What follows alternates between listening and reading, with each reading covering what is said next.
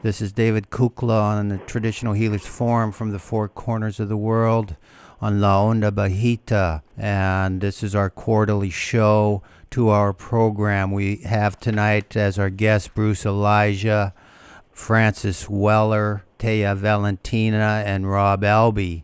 And what we're going to do now on this segment of the program, we're going to be talking with Francis Weller, a psychotherapist, author, poet, and a healer. You just finished a book of yours, Francis, and do you want to just share us a little bit about that book, and then we'll go into some of the work that you do.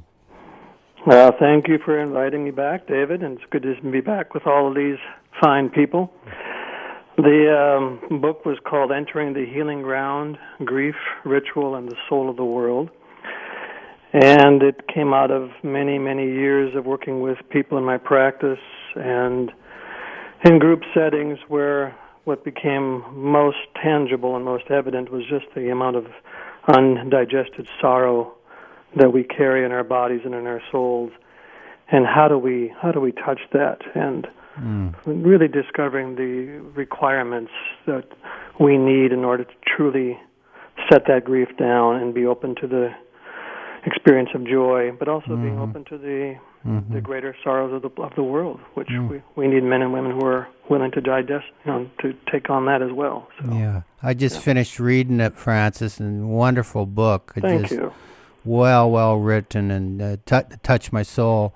How can people, if they want it, where could they find it? They can get it off my website at wisdombridge.net, and there's a place on the website there that they can order it directly through PayPal. So, oh, great! It's available. Oh, good. I'm sure you're working on your next one, huh? I am. Yeah. Good for you. Yeah. Feeding your soul, huh? Feeding the soul, absolutely. Yeah. And so let's move into burnout, Francis. And I call it a modern disease. I think it's something that's been created here maybe over the last, I'm not sure when, but it's definitely prevalent in our society today. I know in the people that I work with, I see that a lot. And I'd sort of like, just from your perspective, how we listened to Bruce earlier, and he was sharing from the Oneida Clan of the Iroquois Confederation, their concept of it and how they deal with it. And how about you, Francis? Where do you think this burnout originates, if it does have a originating place? And how can we deal with this in a good way, in a healing way? It's a really important question and a really important issue. I see a lot of it in my practice. There are a couple of contributing factors, I think. One of them is that we have become so compulsively driven to produce. And this idea of productivity is based on a premise that unless I am earning my keep or proving my worth, somehow I doubt I'm going to be welcomed. I mean, I like what Bruce said, that this is based on family and community. And those things are so fractured in our culture that we have substituted this image of really trying to prove my worth through constant productivity, constant activity. I was working with someone the other day who I used the phrase, well, it sounds like you have to earn your keep. And there was this stunned silence in the room because she felt that that's exactly what she has to do every day, and how exhausted she was by this constant movement towards having to earn her keep and prove her worth. The other piece I think that's in there is this extraordinary complexity that is facing us right now. I mean, that's not how the body and the soul and the psyche were designed. We were designed to deal with things pretty much one at a time. We would all, and also to do it communally. We would all go out and gather food. We would all go out and bring back water or firewood. Now the complexity of what we're being asked to process is really overwhelming to the mind and to the body. Mm-hmm. And I think that is a huge factor in our burnout. People come into my office saying, I can't remember anything. Mm-hmm. I can't focus on anything. Mm-hmm. I feel numb. Mm-hmm. I'm depleted and exhausted. I mean, they're all the classical symptoms of burnout. Mm-hmm. And when they stop doing what they're doing, even for a little bit of time, the symptoms abate. Mm-hmm. But we are, again, just thrown into this whirlwind of activity, Mm-hmm. and we can't even find our breath. Yeah, what I heard you say was this compulsiveness to produce, Yes, earning my keep. yes. And to me, that's a modern concept versus the indigenous concept, the tribal concept of recognizing someone's gift, someone's what I call medicine, Right. and welcoming that into the village as a place where they belong, which is totally in the opposite direction of production. Well, in the indigenous culture, belonging was a felt experience that was placed into the body by the community. Mm-hmm. We've turned that around, where now it's up to me to try to prove to the community that I'm worthy of belonging. Mm-hmm. So that's And that's a dollar sign, right? that's the dollar sign. Mm-hmm. I mean, that even in our language, we talk about what's your net worth. Uh-huh. You know, the language itself reveals some of the underlying beliefs and premises. Mm-hmm. The other thing I wanted to just point out around the indigenous cultural ideas is that identity was inseparable from community, Mm-hmm. and inseparable from place, Mm-hmm. and inseparable from the clan, and inseparable from cosmos. We have lost most of that. Now it's just me. Identity is now kind of a isolated, fragmented thing, and we end up bouncing off of each other, but not feeling some type of interpenetration or commonality. Mm-hmm. And that isolation also makes us very insecure. And so that separation from cosmos and these other elements, family and community, this isolation is a way in which then there's no feeding of, but nothing but a drain. Right, exactly. And You know, so then in that draining, let's take that a little bit further then. So where do we begin? Where do we begin that healing process, Francis? I think one of the important things is for us to question even the basic structure of how we imagine who we are. Mm-hmm.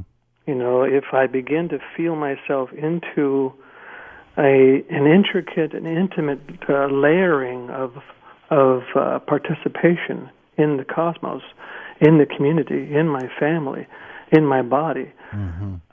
I begin to move out of isolation. Now, in that sense, out of desperation. Mm. You know, Mm-hmm. so I move back into a feeling of communion.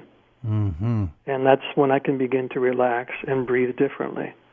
So what I'm hearing you say is that a part of this burnout, this new phrase, it has some connection to the loss of identity with who I am. Yes, I absolutely believe that. Uh-huh. We become mechanisms in the machinery, Uh-huh. So and then rather than mm-hmm. participants in the cosmos. Uh-huh. It's an incredibly different imagination Mm-hmm. and perception. And once you become a cog, or once you become a mechanism in the machinery, machines don't stop. Mm-hmm. There is no silence, there's no rest, there's Mm-hmm. no renewal, there's no play, Mm-hmm. there's no laughter, there's no sensuality, there's no eroticism. Mm. Machinery just keeps going. Mm. And even in our medical models, it's piecemeal. Mm-hmm. It is treated as if it is machinery needing to be modified or adjusted. Mm-hmm. But this whole idea of how do we really feel into our experience is practically non-existent. Uh-huh. And so then if someone then comes up and says, well, geez, David, I listened to your program, but I don't know who I am. So what would be a beginning place for them? Something that's doable, something that's, grounded. Where do people start?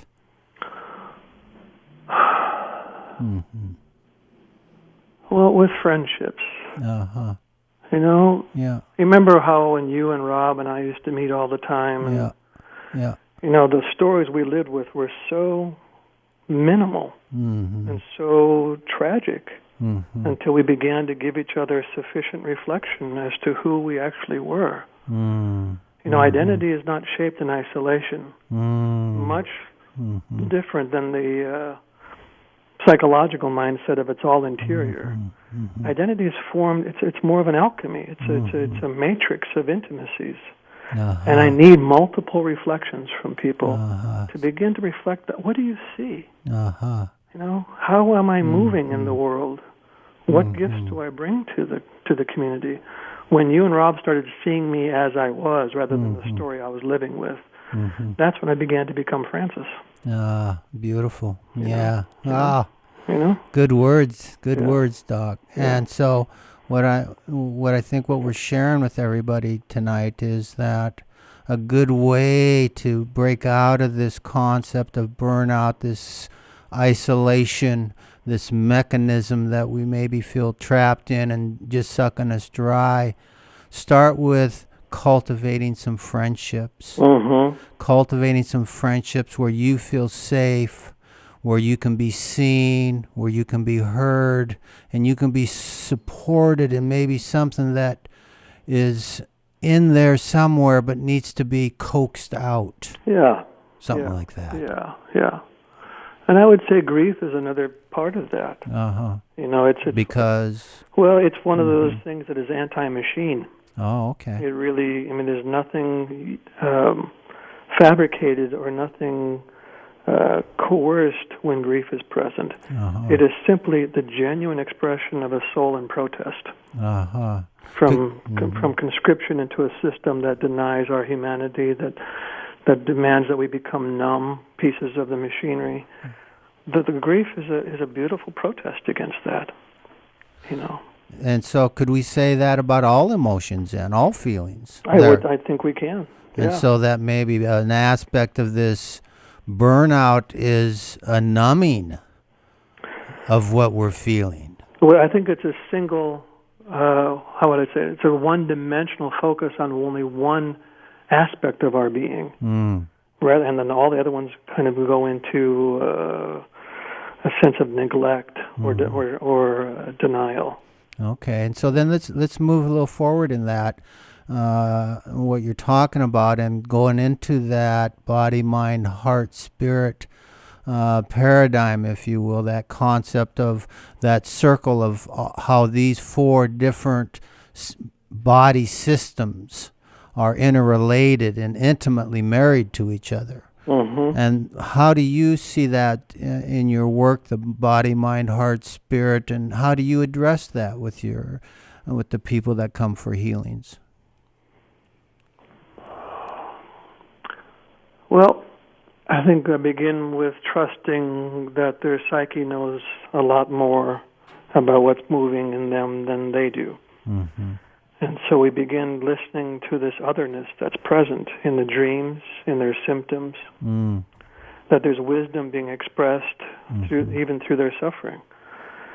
And so rather than just trying to imagine that there's some one singular system, that they're actually a complexity of imagination and mood and feeling and relationship and intimacy, all of those things are present. And that begins to free them up from how they're seeing themselves. I know you, in some of your ceremonies and your healing circles, I know there's music, drumming. How do you see that playing into this as far as the healing aspect for people who don't understand that? Well, I'll often tell the people I'm working with that, the therapy in this room will take us only so far. At some point, the greater redemption, the greater healing will only happen in the context of village. Mm. And in the context of village, as the Mayan poet Umberto Acabal said, a silent village is a dead village. Mm. So we have to sing together. We have to bring our voices together. We have to dance and move together. Those are all practices that are so ancient. But why? I mean, they seem to be fundamental to the soul's feeling of being able to move fully into the present moment with other people. Yeah. And then in that village concept that you're talking about and moving beyond the therapy, what I'm hearing you say is that we need to be witnessed. Is that true? Fundamentally. I mean, our need for attention is as natural as our need for sunshine. It is so fundamental to the psyche to need attention, and we get embarrassed about that. We feel ashamed about it. We ridicule people. They don't do that. They only want attention. Well, of course they do. Don't we all? We need that. And part of I think part of the healing of burnout is getting some. That's why I said about friendship before. Getting some genuine attention given to you. Tell me your story. Yeah. What's going on for you? What ails you? What troubles are in your heart? What brings you joy? To have that really, honestly paid attention to is so healing, and reminds us that we're actually human beings and not a mechanism and not a part of the machinery. That reminds me a little earlier when we were talking with Bruce, and he was talking about acknowledgement. Exactly. And I equate that with attention. Yes. And the healing of acknowledgement. I remember when my grandson Kaiva, he was about 4 or 5, and I'd take him and Elijah to the playground, on Sundays so they could play on the swings and slides and stuff. And so I had the Sunday paper, and of course I had to read the sports section, And so I'm reading the sports section, and they're playing on all the things there. And Kai was going to go down the slide for the first time, a big one, right? Yep. And he says, "Grandpa, are you watching?" Yes, I said, "Yeah, I'm watching." Yeah. And so then I went. He went down, but I was reading the newspaper. I went back to the newspaper, right? And so he hits the ground. He gets up and he says, "Grandpa, you weren't watching me, were you?" And I went, "Oh man, you're right. You got me." That's right. So I put down that newspaper, and he went up on that slide, climb way up, And then on his way down, the slide actually went in the opposite direction of me. His head was turned 180 degrees, and he wanted to make sure that Grandpa watched him all the way down. That's right. Needed acknowledgement. Needed that attention. Needed that attention. And the smile on his face. Yeah. Whew. And when do we think we've stopped needing that? Yeah, that's good. That's very good. And in the absence of that genuine attention, we've turned it into a distorted thing called approval. And that's so much of what that compulsive productivity is about. I have to somehow prove to you and get that approval from you that I'm okay. So the genuine attention has been substituted with this secondary satisfaction of approval.